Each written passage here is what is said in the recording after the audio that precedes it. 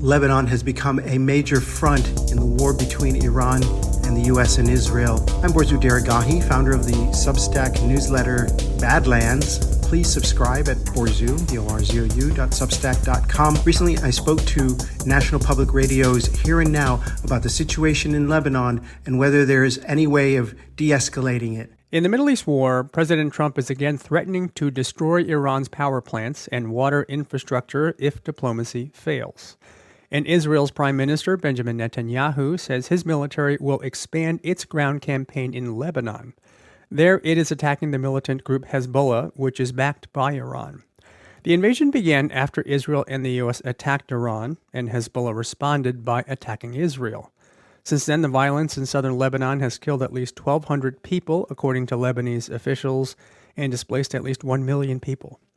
Borzu Deragahi joins us now from Istanbul. He's a longtime Middle East correspondent, contributor to our show. Borzu, welcome back. Thank you so much. This is the second front in Israel's war with Iran. It's striking Iran directly and Iranian-backed Hezbollah in Lebanon. In the past month, what has Israel's invasion there looked like? I think it's just been devastating to the Lebanese infrastructure.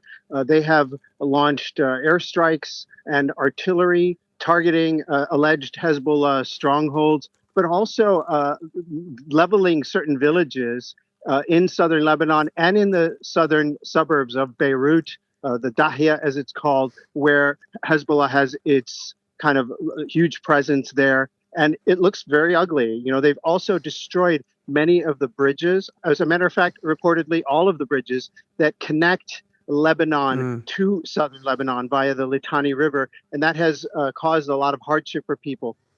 And now Prime Minister Netanyahu of Israel says he wants to expand what he calls a security belt in southern Lebanon. What could an expansion look like? You know, it's not exactly clear what it could look like. They are talking about seizing or controlling all of the territory south of the Litani River. And that is a lot of people who live there. Already, as you mentioned, there's been 1 million people displaced.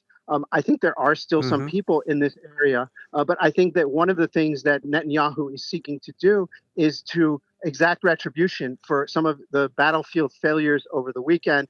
There was reports of a number of Merkava Israeli tanks destroyed by Hezbollah. Names of casualties are slowly trickling out from the Israeli offensive as well. And what is Israel's case, broad case for doing this? Well, I think that they want to stop Lebanese Hezbollah, which is a strong ally of Iran, of using this war as a way of kind of hitting northern Israel and distracting it from its main goal, which is Iran. They're basically thinking of Lebanon and Hezbollah as another front in their war against Iran. Another interesting development is Yemen's Houthis, which have also entered the fray, launching missiles at southern Israel over the weekend. If they enter the conflict, that'll even make the battlefield dynamics even more complicated. Yeah. The Secretary General of the UN, Antonio Guterres, worries Israel could flatten southern Lebanon the way it pummeled Gaza in the last 2 years plus. He said, quote, "The Gaza model must not be replicated." Are there any similarities here? Well, I think there is. There is a sort of no-holds-barred quality to the attacks. There does seem to be some allegations that whole villages in the south of Lebanon, including Christian villages that probably have nothing to do with Hezbollah, are being destroyed. There's reports of Christian artifacts and holy sites being destroyed as well as mosques, educational institutions, clinics, and so on. And so that is the problem, is making these areas uninhabitable, unlivable, and that feeds into allegations that Israel is trying to expand its territory by creating this sort of greater Israel model where they take nearby territories. Borzu, have you spoken directly to people in Lebanon in recent days? Yeah, I have. And there's just a lot of concern. A lot of people are displaced and living on the streets of the cities that are not affected, including Beirut.